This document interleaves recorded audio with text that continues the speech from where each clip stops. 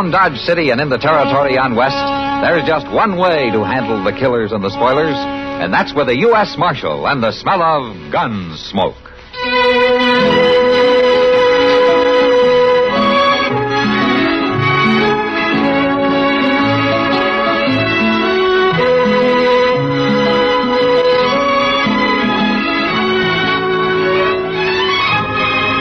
Gunsmoke, starring William Conrad. The story of the violence that moved west with young America.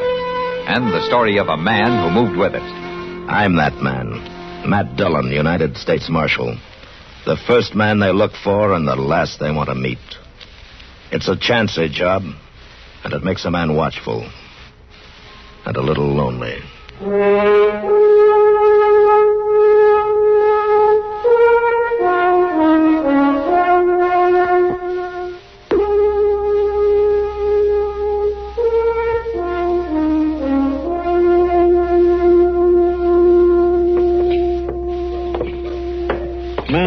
Morning like this makes a man feel mighty perky, Mr. Dillon. That looks to be a nice day, Chester. Sun shining, fine breeze starting up, and breakfast waiting right down the street there. I wondered how long it'd be before you'd get around to mentioning food. Oh, I like to eat. I know, Chester, I know. Give you a knife and a fork and you turn into a tiger. Oh, no, it ain't that bad. Wait a minute, Chester. Well, been a long time, Matthew. Yeah, a long time, Carl. Just rode into town 5 minutes ago, and the first man I run into is you. Well, I'm the first one a lot of them run into. This is Chester Proudfoot, Carl Killian. Chester? Hi, Mr. Killian. That a badge you're wearing, Matthew? Uh-huh. I'm a U.S. Marshal here in Dodge. A lawman. Well, who'd ever have thought it? Yeah. Well, it seems we both sold our guns in different ways. I wouldn't know about that. I'm still a drifter, Matthew, same as always. Yeah, so I've heard. Yeah, just a saddle bum, here today, gone tomorrow. But it's what happens between today and tomorrow, isn't it, Carl? Nobody ever knows ahead of time. Well, they pretty well do when you hit town, the way I've been hearing it. You know how easy stories get started. Gun for hire, $1,000 a job, results guaranteed. That's how the stories go, Carl. When a fella ain't got a regular job, folks make up things about him. You're a hired killer, Carl, and we both know it. Ain't you kind of a hired killer yourself, Matthew? Who are you here for, Carl? Who you figuring to kill? Well, now, if I was the kind of man them stories say, you don't think I'd answer that, do you? You're here for a killing. Nothing else would bring you to Dodge. You a lawman for real, Matthew, or just broncoing this town for your own benefit? I'm a lawman. It's funny. Years back when we used to cut brush for strays down on the Pecos, we'd lay there at night in our bedrolls, look at the stars and talk. But we never figured it'd turn out like this someday. Carl, why don't you get out of town while you still can? No, I figured to look around a few days, see what kind of place you got here. I see you, Matthew. Nice to meet you, Chester. So long. Well, them is the coldest pair of eyes I ever seen in a man's head, Mr. Dillon. He got married the year after we worked together, Chester, and some fence cutters burned his place one night, killed his wife. He run them down, shot them, all four of them. And then he couldn't seem to stop after that. Who do you reckon he's after? I don't know. Well, it gives you the creeps, not knowing when or who. Forget it, Chester. Come on, let's get some breakfast, huh? You go on ahead, Mr. Dillon. For some reason, I guess I just ain't hungry.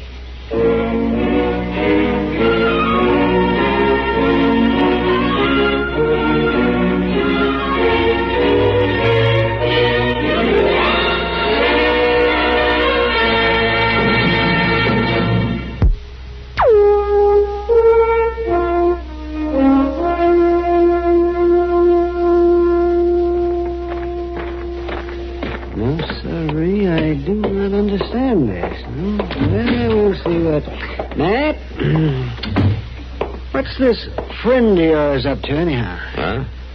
Which friend, Doc? Carl Killian, that's who.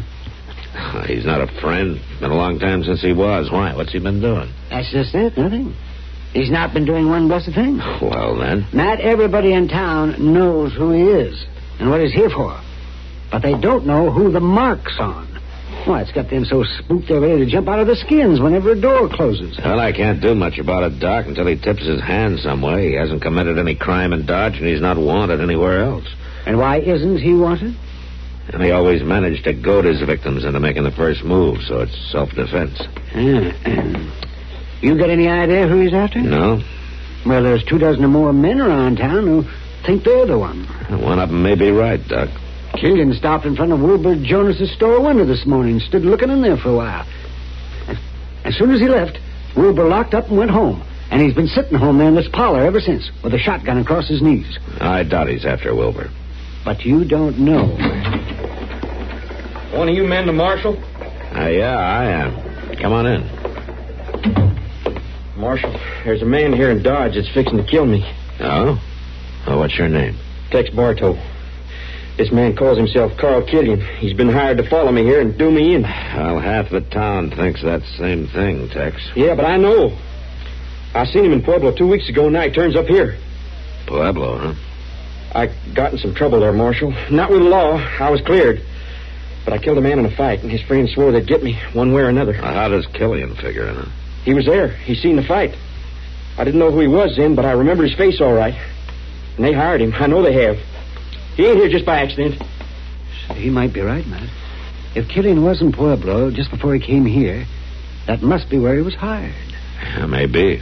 You've got to lock him up, Marshal. I can't do that, Tex. I got no charge. But if you don't, he'd kill me. Running away wouldn't even help. He'd just follow me. Keep clear of him, Tex. Don't let him push you into drawing against him. Where you staying? Dodge House. All right, then go on over there and stay there. And keep off the street, huh? All right. In the meantime, I'll try to figure something out. Okay, Marshal. So long. If he's not the one, Matt, there's another possibility you maybe haven't even thought of. Me, you mean? Yeah, I thought of it, Doc. Would he take a job like that? With you being friends once? You think he'd really do that? Yeah, he'd do it.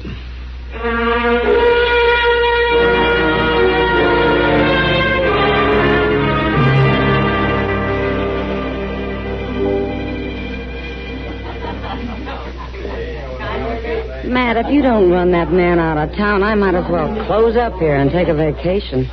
He's practically living here at the Long Branch. Oh, why not? You serve the best beer in town, Kitty. He's about the only one to serve it to. The minute he comes in, the rest of the boys start edging toward the door. Well, you can't blame him. It's pretty hard to relax with the executioner standing at your elbow. You'd never know, looking at him or talking Evening, to Miss Kitty. Matthew. Hello, Carl. Well, how's the law business coming along, Matthew? The town's been pretty quiet the last few days. I noticed that. Don't seem to be hardly any people around at all. Well, at least not close to where you are. Folks hadn't ought to feel that way. I don't mean no harm to them. Were you in Pueblo just before you came here, Carl? I might have been. Why? Well, is that where you took on the job? I reckon you believe all them stories, all right. Just like everybody else. Miss Kitty? Yeah, Rusty? Oh, good evening, Marshal. Mr. Killian. Hello, Rusty. Evening, Miss Fennell.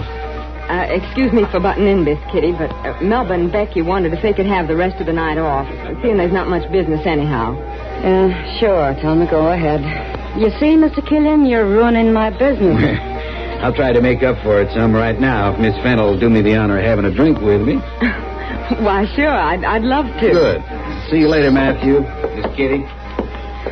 I'll give him credit on one thing, Matt. The girls all like him. They think he's fine. Well, he was fine once. It makes you jumpy, though.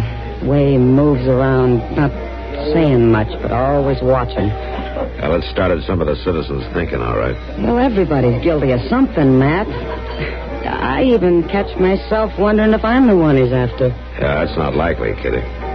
But even you're not sure. No. You see? You know, I almost wish it'd hurry up and happen so we'd know, so we'd have it over with. Well, I guess a lot of people feel that way, but there's nothing they can do. Hey. What is it, man? Tex Bardo, that kid that came to see me this afternoon. He's got a gun. All right, Killian! Hold it, Bardo!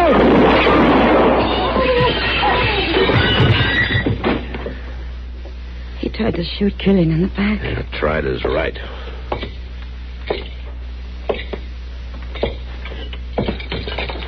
Bardo? Bardo. You know, I think that boy was aiming to do me some harm, Matthew. Allie's dead, Killian. I didn't have much choice the way he come at me. Oh, you're in the clear. It was self-defense. I saw it myself. Just another job done according to order. What are you talking about? He was the one you were after, wasn't he? I never saw that boy before in my life. Never heard of him. Don't even know his name. No, Matthew, if I really was after anybody, I still am.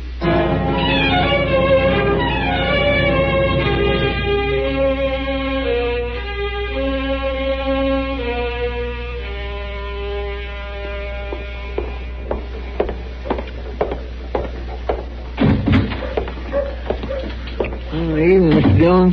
What are you doing back here, Chester? When I gave you the night off, I didn't figure to see you till morning. I'm giving up. Going to bed. Can't have no fun at all in this town as long as that doggone old Killian's around. He has kind of slowed down the nightlife, hasn't he? They just ain't nobody out no place, hardly. And them that is so busy looking over their shoulder and jumping sideways that a man can't get to feeling easy no matter how hard he puts his mind to it. Yeah, it just seems a shame to waste all that hair grease and that boiled shirt, though, Chester. I figured you'd end up as the king of the Long Branch.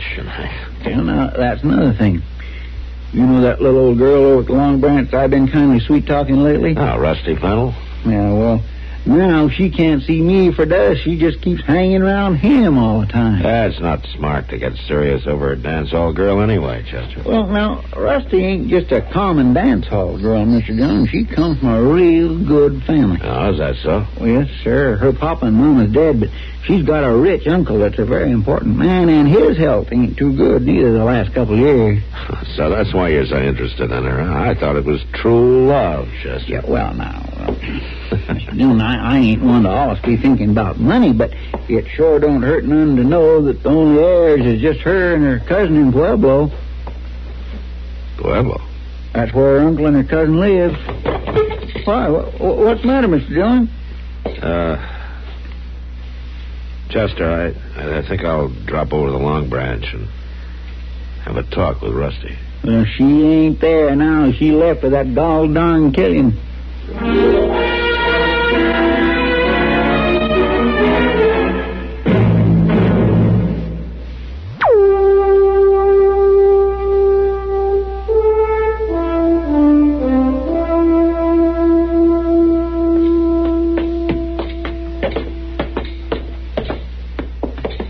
Is that a room?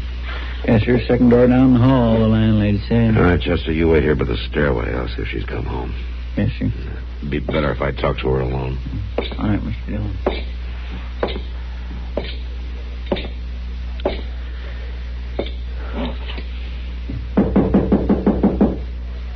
Who is it? It's Marshal Dillon, Rusty. I'd like to talk to you for a minute. Well, it's awful late, Marshal. Oh, it won't take long. It's pretty important. All right. Just a second.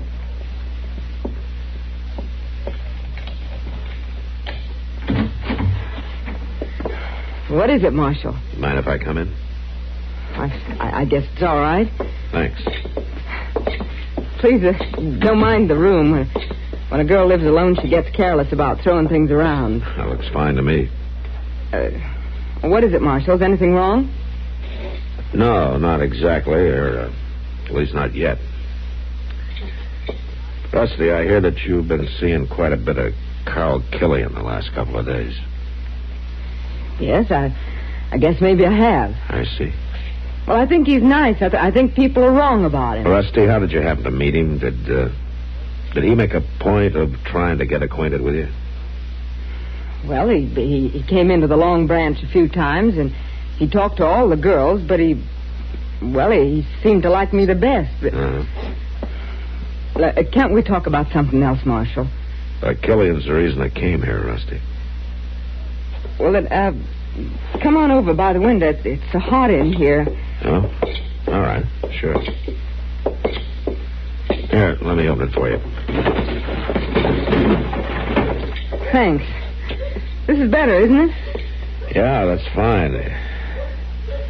You got a nice view of the street from here. That's one reason I took the room.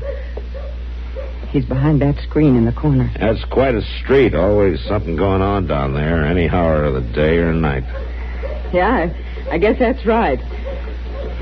He didn't want to see you. Now, there's the night stage pulling in from Walnut Creek, Pueblo, and Denver. Rusty, your life's not worth 10 cents. Mine either. What? I say it looks like they're carrying a short load tonight. If I know him, he's got a gun on us right now. You're the one he's here to kill.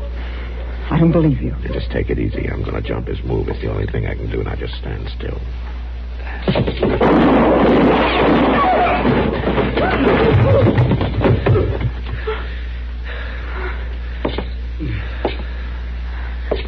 Well, I was right. He did have his gun in his hand. But why? Why did he want to kill me? Your cousin hired him. Your uncle died in Pueblo 2 weeks ago. I checked by telegraph an hour ago. With you dead, too, your cousin would get the whole estate. You all right, Mr. Dillon? Yeah, I'm all right, Chester. Carl? Carl, I'm sorry. That was a fast draw, Matthew. Thanks. Thanks. They just give me the name. Rusty Fennel. I didn't know it was a woman. Not till I got here. I never took a job like that before. Who hired you, Carl? Young fella in Pueblo. A cousin, I think he said. I'd have turned it down if I'd known it was a woman. I had to go through with it, though. Matter of honor. Now, you call it honor if you want, Carl. It's all right, Matthew. I'm finished. I'm glad of it. I like the girl. It's funny. Only job I ever failed on was the last one.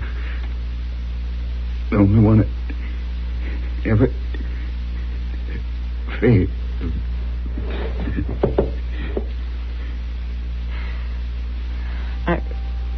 I thought he was so nice.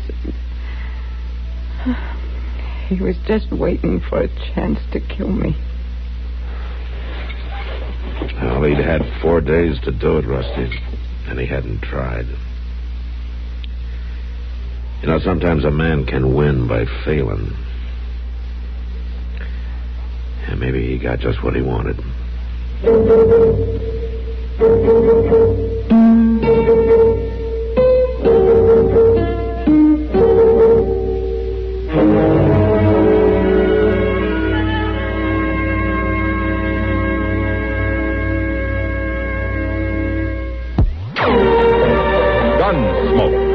Produced and directed by Norman MacDonnell, stars William Conrad as Matt Dillon, U.S. Marshal. The story was specially written for Gunsmoke by Les Crutchfield, with editorial supervision by John Meston. Featured in the cast were Vic Perrin, Dick Crenna, and Virginia Christine. Parley Baer is Chester, Howard McNear is Doc, and Georgia Ellis is Kitty.